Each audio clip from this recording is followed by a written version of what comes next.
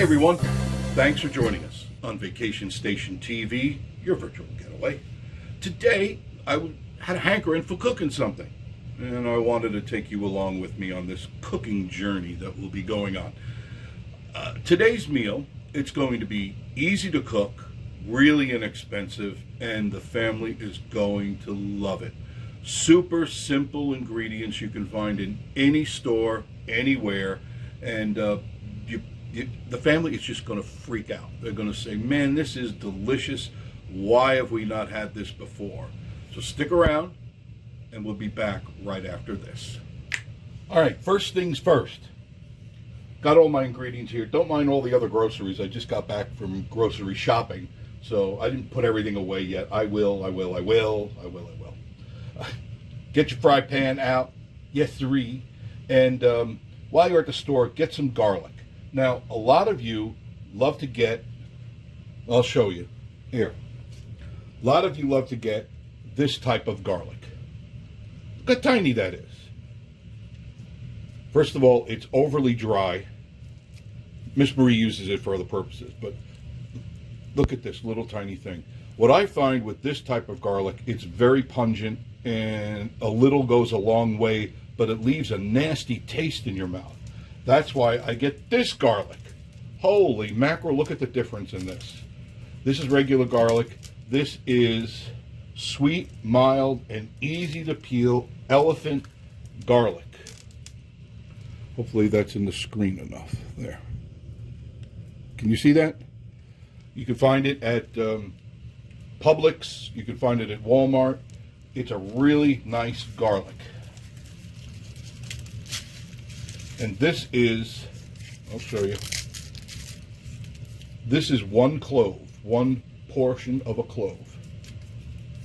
Very fresh, nice fragrance. It's a sweet garlic. Doesn't leave that nasty garlic. You could smell it. Smells like a buffalo. You know what I mean? No. This garlic is fantastic. So let's cut that up. Okay, I've already sliced it in half. Just look at this garlic. This is amazing garlic. It really is. And you just want to cut up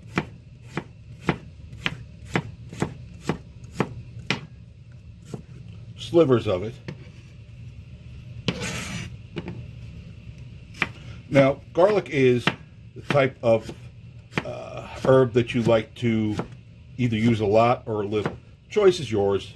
If you like a lot of garlic, go right ahead. Use a lot of garlic. But I'm telling you, this garlic, this elephant garlic, your friends, neighbors, relatives, anybody you come in contact with for 100 miles is going to appreciate that you ate this and not this. Because this is nasty garlic. It just overpowers every meal that you use. Unless you really know how to use garlic, you would only use a very small piece. And even then, you don't know what the potency is going to be like. Okay, I'm using olive oil, extra virgin olive oil. And you can find this right now on sale at Bargain Barn. You can get, I believe it's $5.99. And if you go to the grocery stores, you're going to pay $9.99, $10.99 or more. It's good. It's 100% pure virgin olive oil. I got it hot. It's already in there. Now, you don't want to burn your garlic, so you just put it in. You can hear it sizzling. Stir it around. You can see now it's cooking nicely. Garlic, when it's done, it's a golden brown. If it's black, it's a burnt offering. Try to remember that, kids. It's already turning golden brown. Turn off the heat. Remove it from the heat. You can see that that garlic is perfectly golden brown. Not dark, not black, not a burnt offering. It's just right. Now the next ingredients. I cut corners because I priced the chicken that I wanted. Chicken breast, skinless. And it was $16 for a few pieces. I got myself, ouch. Touch the pot. Garlic herb chicken, home chef.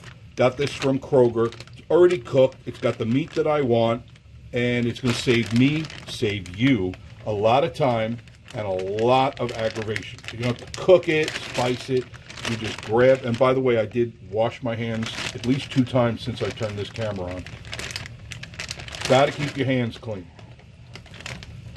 Pull the chicken out of the bag. And the juices, don't get rid of the juices, by the way. Do not get rid of the juices. Here's your chicken. It's already pre-cooked. It's got all the herbs, all the spices on it, just the way you need it.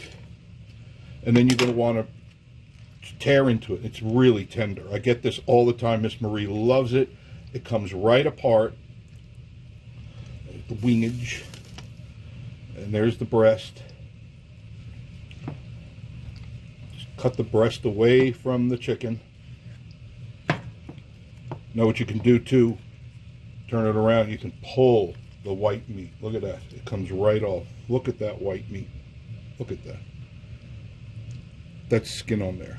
You're going to use all of this. Okay?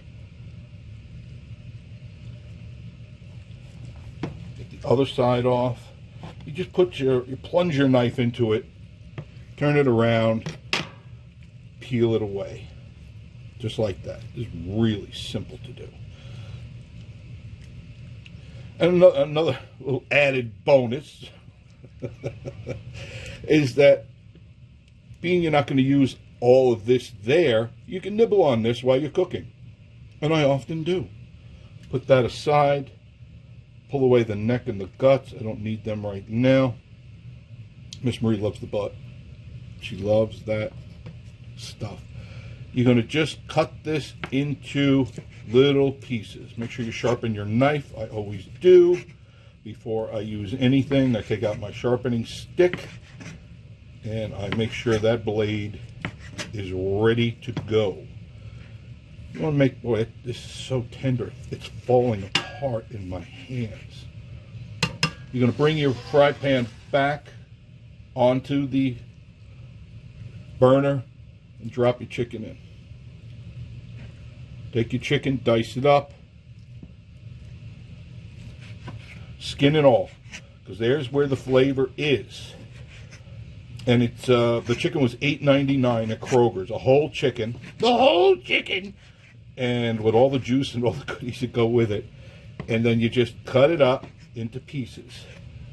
And you'll see where I'm going with this in a minute. Take it, throw it into the frying pan. Throw it in. Add as much chicken as you want, by the way. You can even pull away some chicken from the bone. Throw it in. Now, I know Miss Marie loves the legs, so I'm probably going to leave her the legs. Don't these look good? Tell me, don't they look good? They got all the herbs and spices on them. It's delicious. So I'll save her that. So now the chicken is in with the garlic. Lay it on in there. It'll start sizzling in a minute. I'm using medium as a heat, not high. You shouldn't really use a lot of high heat for anything. It doesn't give whatever it is you're trying to cook the time to cook properly. So try to avoid using high heat on anything unless you're trying to deliberately burn it. So I moved the chicken parts over for Miss Marie. You can see that cooking right now. Rinsing off my cutting board.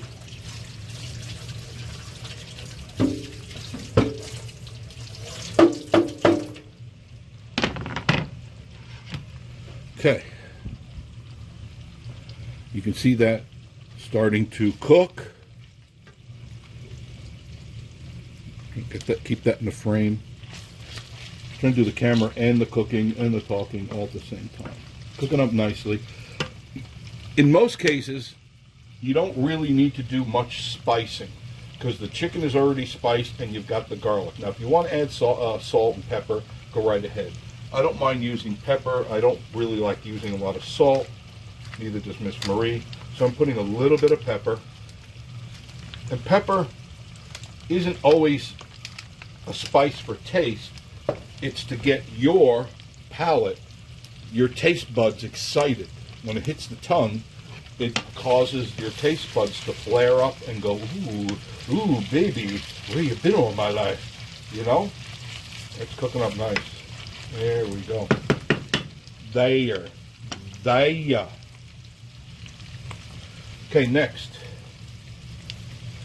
Got one of these. This is a zucchini. I'll pull this back a little bit, okay? Sorry. There is a zucchini. It's a squash. Wash them good. And then you're going to put this in there as well. I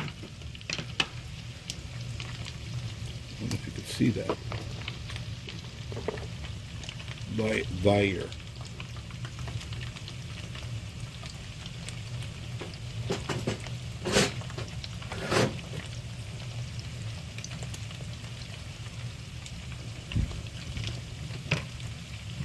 You take your zucchini, take the ends off of it,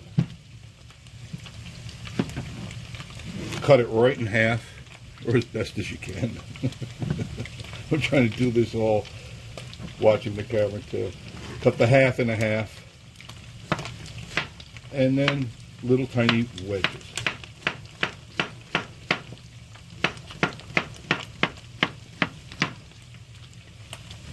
They're going to look like that. Okay? They're going to look like that. You can throw them in. Put them in the heat. They got to get to know each other.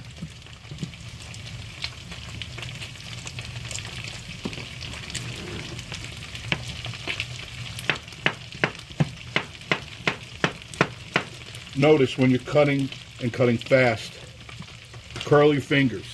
You see that? You curl your fingers. Make sure I'm getting this in the picture. There you go. This way, the knife goes that way over your fingers. It never goes underneath the blade. If you keep your knuckles bent,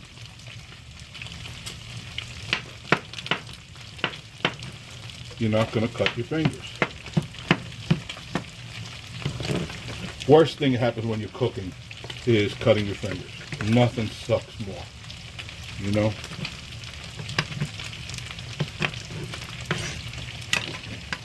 these pieces. Pick them up, put them in the frying pan. Now you can see, you can hear it too.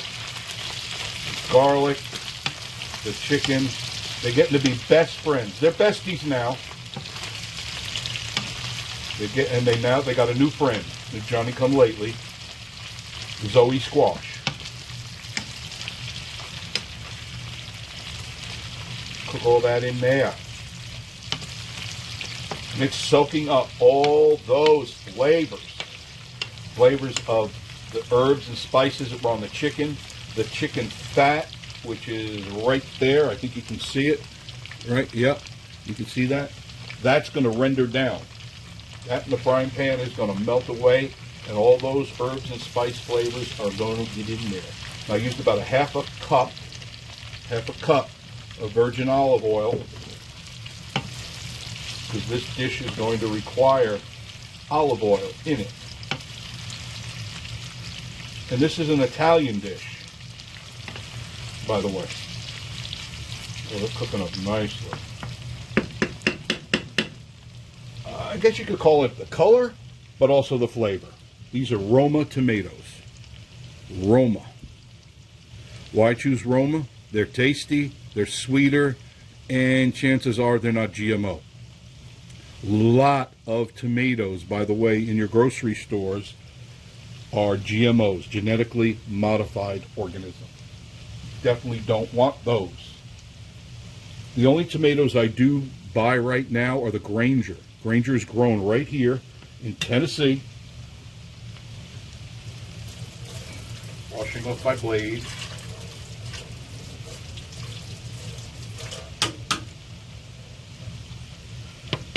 And you're going to cut your tomatoes. I'm going to cut the tail end off. You don't want that tail end. Just cut it off. Gone.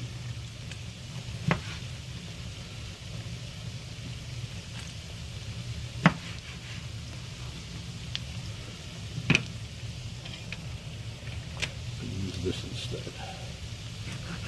because these are soft. These tomatoes are soft and red. Just look how red they are. Look at that. They are sweet. These tomatoes are delicious. They make a great sandwich. I had a tomato sandwich the other day. Tomato and mayonnaise sandwich. Now I know that's a southern favorite for sure. Tomato and mayonnaise. It's delicious. Try it sometime. A big, thick, juicy tomato on two pieces of bread of your choice. Doesn't really matter. Put some mayonnaise on that, and that big old thick tomato. You got yourself a meal. Cutting the tail off.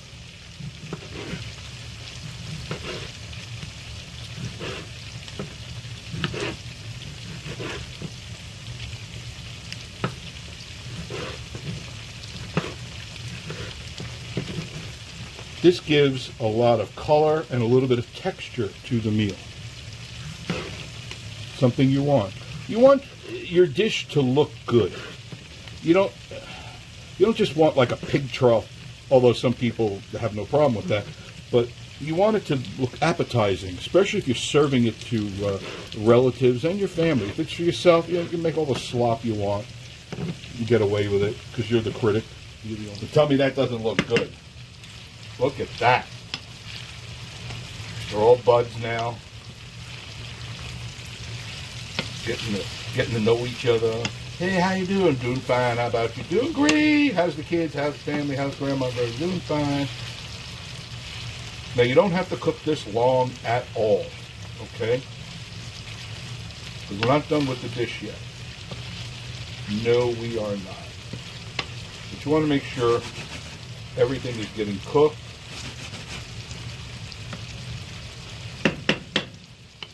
And just look at that. Tell me that doesn't look good cooking right there.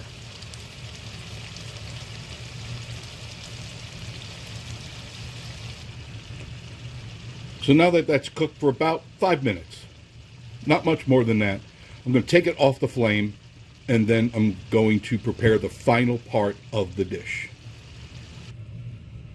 All right, so you're with me so far. There's the dish. It's not cooking anymore. It's just settling down, enjoying each other's company, and once in a while I may stir just a little bit. But for all intents and purposes, this part of the dish is done. I don't like to add a lot of Italian spices and stuff because I like the way the vegetables take care of the dish, the way that the garlic infuses into the tomatoes and the squash and the chicken, and the fat renders down, and it just makes it perfect. Now I have a pot of water here. And why do I have that? That's going good. Why do we have that? Because I'm going to use spaghetti. See that? Spaghetti. It was on sale at Kroger, 2 pounds of spaghetti, and I think it was $1.79. 2 pounds of spaghetti. So you can feed the family. Now, I don't know how big your family is, but 2 pounds of spaghetti really feeds a lot of people. It really does. So what you want to do is, while you got your water getting ready to boil, you take vegetable oil. Try not to use the olive oil because that's really meant for cooking. You put a little bit of vegetable oil in the water so the noodles don't stick. If you don't use the oil, the noodles will stick when you put them in. So you let that come to a boil. We're going to pour the noodles in, and through the magic of cooking and being able to hit a pause button, we're going to mix this all together. And when Miss Marie comes home tonight, she's going to have this delicious Italian dish, which really only took about, in reality, 15 minutes to make. From start to finish. Of course, I have to pause this and pause that, but 15 minutes to make this part, which is the main part of the dish, and then the other 8 minutes or so to cook the spaghetti. The rest just mixing it together, and it's done, ready to serve. The family is going to love it. They're going to think you spent all day making this stuff. Really, you only spent a little bit of time. Now remember, sure, you can go and get the fresh chicken, you could do all that, but that's going to eat up a lot of time. This chicken is fresh, it's good, it's rotisserie chicken, so it's succulent, You mix it all together. It's only going to cost you $8.99, $9, where the package was around $12.30. I think it was either $13.99 or $15.99. It was still twice as much as what I got here, and it's about the same amount of meat. And I got leftover meat for Miss Marie to eat. So this is a win-win situation. Now, just as a reference, I had to show you this. These are the Granger tomatoes. They have to have the tag right on the back. Hopefully you can see that. It says Granger. Grown right in Tennessee. These are beefsteak tomatoes. Granger beefsteaks. These are excellent tomatoes. Look at, in my hand, look at the size of that tomato. And when you cut that, you know that's a farm-grown tomato. It's got the juices, the smell of a fresh tomato. You cut up some of these GMO tomatoes that are made from fish eggs, you can't smell them. And I had discovered, this is going back months and months ago, a tomato that you find from any grocery store, doesn't matter where it is, that's not a homegrown tomato, lasts in the refrigerator for 3 months. I left one in there. It did not go moldy. It didn't shrivel. It sat there as if I just put it on the shelf. And that freaked me out because I know that's not real. A tomato lasts a week at the most when you take it from the store to your home, about a week before they start getting mushy and moldy. Granger. Check them out. Okay, the water is boiling. You take your spaghetti. Don't break your spaghetti in half, please. There's no reason for that. You just grab a handful of it,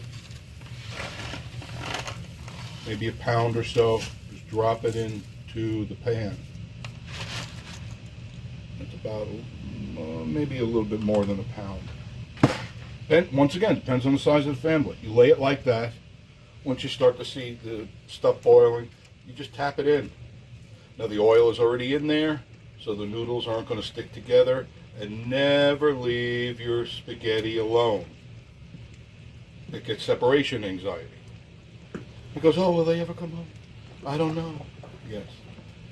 And you rake. You see what I'm doing? I'm raking it back and forth. I'm actually touching at the very tip the noodles that are down there in the water. And you rake it so the oil gets in between those noodles and they don't stick together. Noodles are cooking, boiling. For those of you that are unsure, when is spaghetti done? Proper spaghetti should be al dente, slightly hard, al dente. Some of you like it like mush or oatmeal, but you want it al dente, and that takes approximately 8 minutes. 8 minutes to cook proper spaghetti.